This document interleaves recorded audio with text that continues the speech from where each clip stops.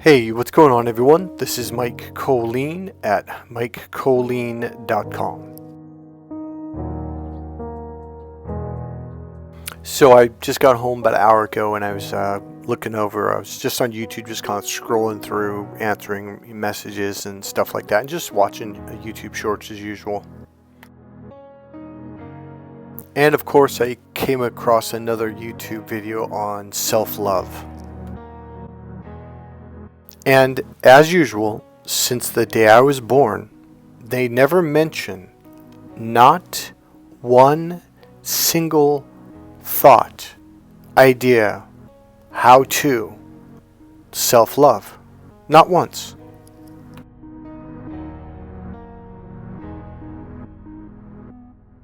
I'm going to point something out to you that has been in front of your face your entire life, but you just refuse to look at it. And the thought, and I've said this many times, is see things for the way they are, not the way you want them to be. And then you'll begin to learn, and then you'll begin to grow, and then you'll begin to overcome the painful experiences and challenges of life. I'm going to be really honest with you. I'm kind of in I don't know if I should say angry, but kind of an irritable mood. Because there was a shift that happened recently, and I'm seeing things clearer than ever. And it's so just like, man, how many times I've made YouTube videos on this, and people just, it's like you don't want to just look at it. So here's what this lady said. She goes, if you love yourself, let's say 10% or 15% or maybe even 20%, if someone comes along and loves you 25%, you're like, wow, this is amazing, because they love you more than you love you. And yet, the idea of someone loving you only 25%, that's actually pretty horrible. But you'll think it's the greatest thing in the world because that's the most you've ever been loved by anyone. So then she says, if you love yourself 50% and someone comes along and loves you 25%, she says, they won't even be on your plate.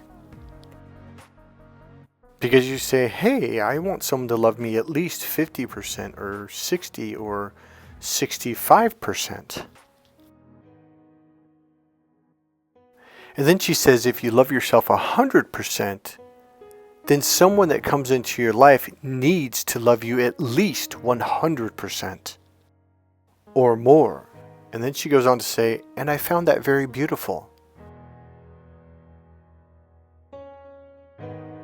And I found my question rearing its ugly head once again of, what does that even mean?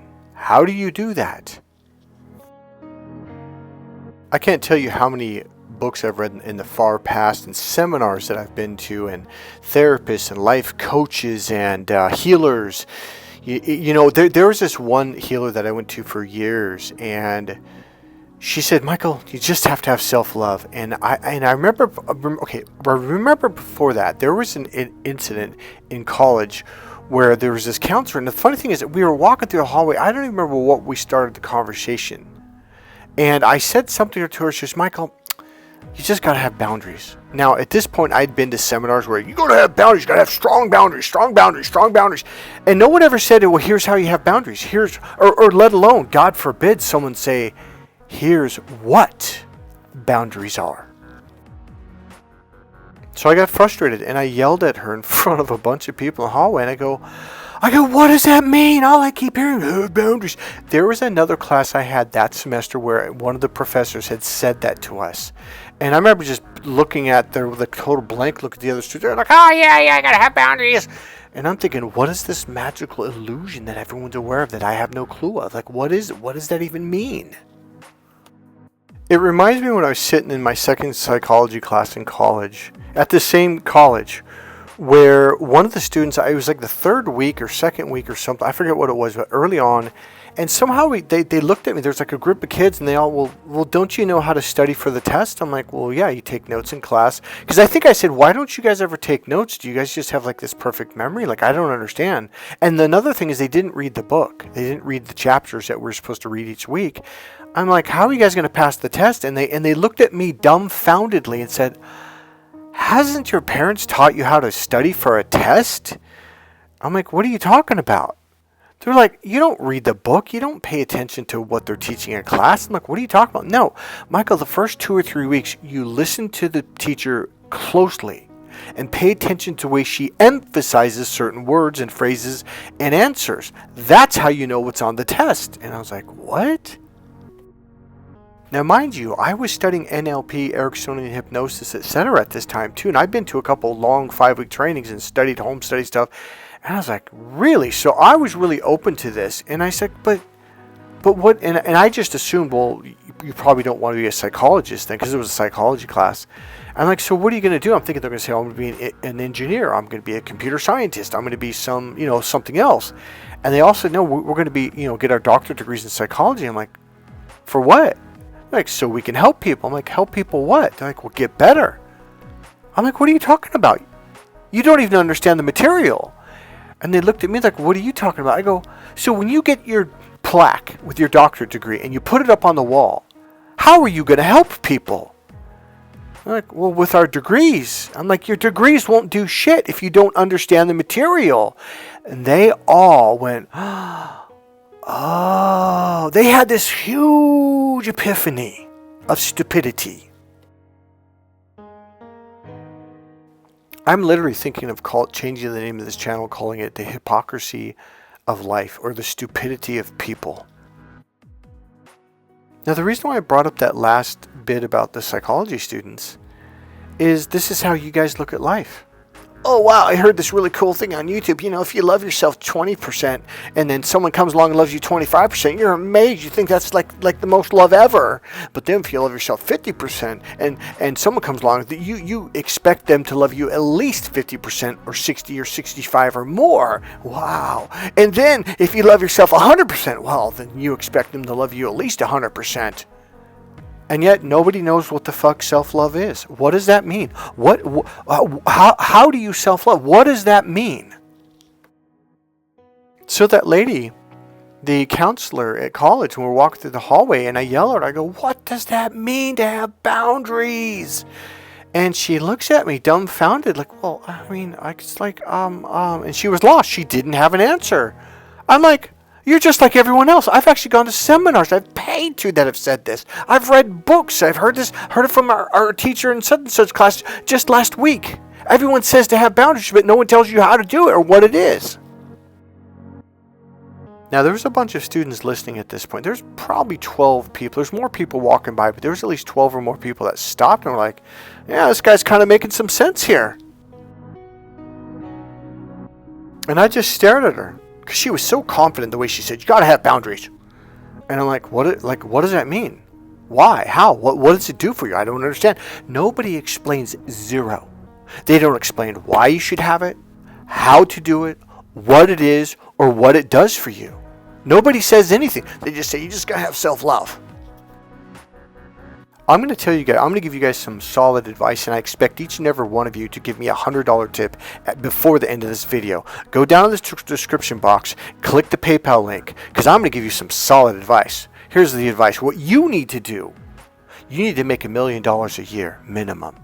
The other thing you need to do is to find the perfect mate, and you guys need to have communication, good communication skills. And what you need to do is you need to raise your children to be strong, healthy, intelligent children that can go into good relationships and prosper. Now, I'm not going to tell you what that is or how to do it, but I expect $100 for that. Thank you. I'm so frustrated with this stupidity of Western society. It is just dumb as a box of rocks. Close your mind, look down the narrow tube, block out 99% of actual reality. Do not see it, ignore it, act as if it doesn't exist. Block it with your neurology and just listen to these stupid things and just say, oh, wow, that's amazing. So she looks at me and she says to me, well, it's like you just have like a little 1-inch like blocks like that are about a foot around your feet and go around you. I go, 1-inch blocks? I go, and I literally looked at her and go, I could step right over that. And she was already kind of nervous and insecure. And I realized at this point it was all an act. It was just, she was just saying something that sounded meaningful, that sounded cool. And she was so confident saying it. And she was realizing in this moment when I asked her a couple basic questions. What does that mean? How do you do that? Why do we do that? She had no answer. I think in that moment she realized, I have no idea what I'm talking about, yet I'm speaking so confidently about it. So let's go back to self-love, because that's what this video is all about. How the hell are you going to get that 50%, let alone 100% of self-love if you don't even know what that means? How do you do it? What do we do? Now in this video, I'm actually not going to answer that question on purpose, because I want you guys to write down in the description box what the hell you think that means and how to do it. What is self-love? How do you do it? Can I tell you something? I have yet to have one single coach, life coach, therapist, personal development coach, energy healer, any seminar, any book that I've read that says, oh, you got to have self-love, mention one morsel of what that is and how to do it. Here's the thing, boundaries and self-love is the number one core thing that I teach you guys. It's called emotional fulfillment. It's called internal awareness. It's a series of techniques on how to do this. I'll give you a little bit about self-love and outside of the actual how steps on how to do it, because there's another segment to it. Another segment is, if somebody is hot and cold, they compliment you and then they cut you down, they're doing that because they're trying to hurt you emotionally and they're trying to destroy your self-esteem. So if you get around someone who says, wow, you're really handsome, and then says, wow, your teeth are fucked up, get away from that fucking person now. Run. I don't give a shit if you're married. Move out that hour. Get out, get away, get a divorce. That person is purposely trying to destroy you on purpose. They want to see you crush. They want to see you fall. They want to destroy you. Get away and run.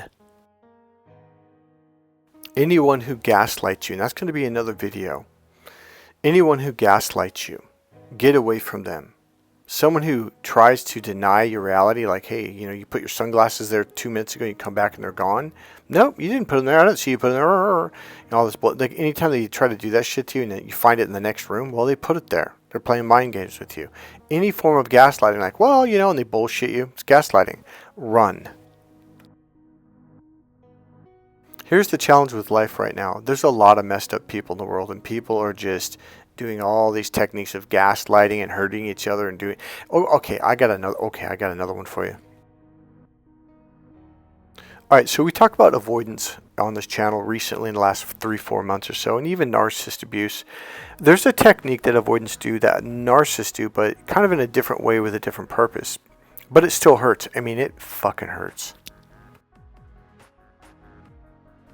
So what they do is they twist your words into something you didn't say.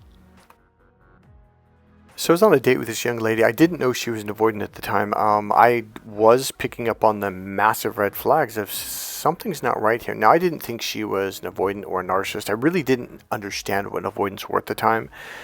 But I realized, like, this isn't narcissistic, because the energy behind it wasn't evil. I'm like, what is this? And essentially what it was, no matter what I said, she took it a negative way, and I was like, wait, that's not the way I didn't say it like that. That's not what I meant. And it didn't really seem to matter, because in her mind, well, that's what you said, and this is the way I took it. Well, that doesn't mean that's what I meant or what I said. And I realized that didn't matter. Now, here's the deal, though. I do understand. People can, because before I learned NLP, I did this stuff also. Sometimes you get hurt by someone. And this is essentially what happens to avoidance. Their family members hurt them really bad.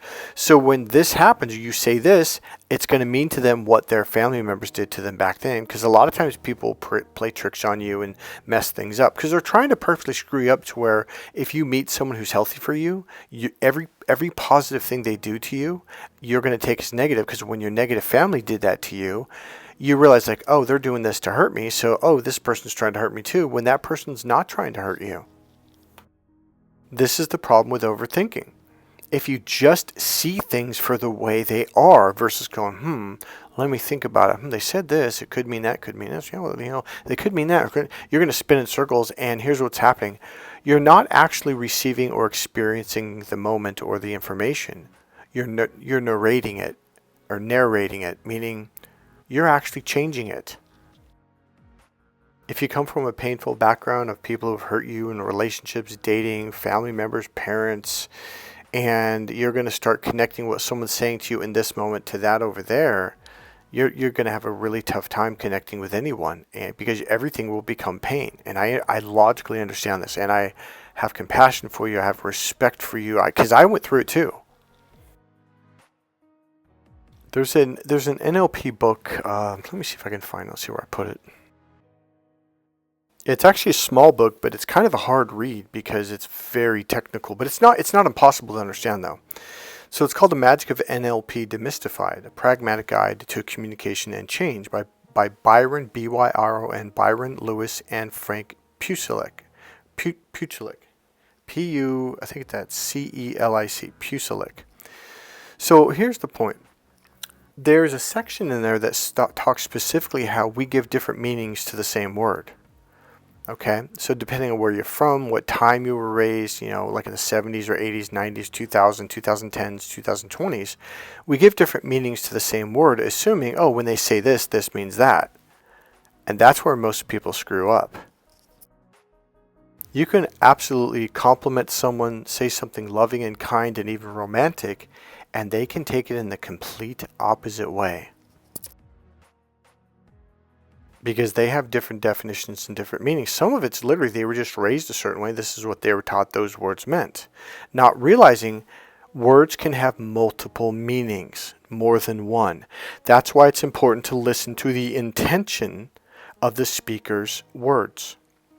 You have to look beyond the words, behind to the intention, like, okay, these are words are coming out. So, but what are they trying to get across? What's the message? What's their intention? If you're not looking for their intention, well, you suck at communication. You will never have any clarity in communication. Period. End of sentence. If all you're doing is adding what you think it means, that means you don't understand it. You need to put that aside. This is why meditating is so damn important. We got to get you to slow down, to clear your mind, to clear your heart of any thoughts, emotions, or energies. Because once your thoughts connect into it, you blur things up. Now you're looking through a filter of your thoughts, of your ideas, of your definitions, of your meanings. You have to push your definitions and meanings aside and listen to their communication to receive it for what they mean, for what they intend. If you have a clear mind and a clear heart, you can do that. Now, here's another thing that people will filter your words through is their past experiences. So let's say some guy gave a girl a rose and then 5 minutes later he threw something in her face and his friends popped out at the restaurant, started laughing at her, humiliating her. So the next time someone gives her a rose, she's going to instantly go into that panic state going, oh shit, I got to get away. And she'll connect it to this guy, this new guy who has nothing but positive intentions. So let's say the same girl, not everything you say, but a lot of things that you say, or it could be a guy, the other way around for women, be a guy, is you're saying something very kind and nice and you're very happy and you have nothing but positive intentions and they're taking it in a negative way. Let me tell you something. That is a very hard thing to change. They will have to go to therapy. They really need to work with an NLP trainer or master practitioner because this is something that we are trained in. This is what we specialize in, is unconscious communication and making people aware of, like, well, that doesn't necessarily mean that. There's a series of techniques and questions that we use to help people become conscious, like, oh man, you know what? When I was a kid, that's what my dad said, and to me, that's what that always meant. This is the challenge of life. This is the challenge of communication. And then you're dating someone who's been hurt on top of it. So if they're taking the things you're saying and you're like, wait a minute, like here, this literally happened to me. At one point I was like, well, what is she doing? Is she like trying to look for a reason not to like me? The minute I said that, I should have left because I know it's not going to change. It's going to take months of therapy, especially with someone who's really good at understanding this. So if she would have been willing to work with me, I would have loved to help show her how to, because it's a box. It's a kind of a catch-22 box they're trapped in. They don't know how to get out of. Well, that's what NLP does for you. We can show you the way out into clarity. Haven't you ever had someone just be raging mad at you and you're like, what are you mad at? What's going on? Well, you said this and this means that. And you're like, no, it doesn't mean that, I swear. And you will literally argue to death. That's not what I... Yes, you did. You said this and this means that. And no matter what you do, they're not going to hear you. What I've learned to do when I run into people like this, I just walk. I just leave. Now, there's a second caveat to that. If they're willing to have an actual open-minded, calm, receiving conversation and communicate, where they go, well, you said this in the past. Well, when someone did that, it meant this to me, or to me that means this. And you're like, no, that's not what I meant at all. When I say that, I mean this really cute, sexy, playful, happy thing over here. If they're not willing to hear that, and they're not willing to believe you, walk. And run. Because I promise you, that everything you say is going to be turned into misery, and they're going to make you miserable. Another thing which a lot of you I know on this channel, when it comes to narcissist abuse, is someone will talk behind your back, and a really good friend of yours will suddenly just cut you off. They won't talk to you. They won't even tell you what happened. They'll just be like playing games and whatever. And you're like, what's going on? Well, something like this recently happened to me, and I realized oh, that's funny, because this person said they just talked to them, and after that conversation, all of a sudden this person won't talk to me anymore. One thing I learned, if they're not willing to say, hey, Mike, here's what so-and-so said. They said that you said this or did this. Is that true? If they're not willing to listen to your side of the story, even better yet, the three of you should get together, because that's when they can see the truth. If they're not willing to do that, run, because it's just going to be a nightmare. They're not going to open up to you. These are all examples of self-love. Walking away, realizing, oh, this is where they're at. It's going to take them years of therapy. They have to do it. They've got to go to therapist. Or see, it's funny, because therapy in this sense really isn't therapy. It's communication coaching. Everything that I've mentioned really comes down to communication coaching. So when over the years and years of working with people, I started realizing they don't have therapeutic emotional issues. They have communication issues. They need skills to learn and to develop, and all of a sudden their life starts to smooth out and they have less problems. So I started realizing a lot of issues that people have, they're not psychological, emotional, dramatic, drama issues or trauma issues. They're just issues of, oh, I didn't know that, or oh, I always thought. I've gone through it myself, and I've been working with clients for decades on this, and it's really, I would say therapy is probably 40, maybe 60% or more of communication skills.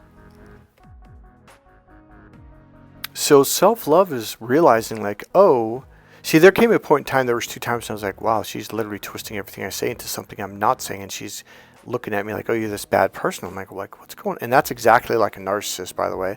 But it's not, because this was in a self-protective way, because they don't want to get hurt, avoidance. So at this point, I really should have just stopped and said, you know what? I don't think this is going to work out. I think it's best that I leave.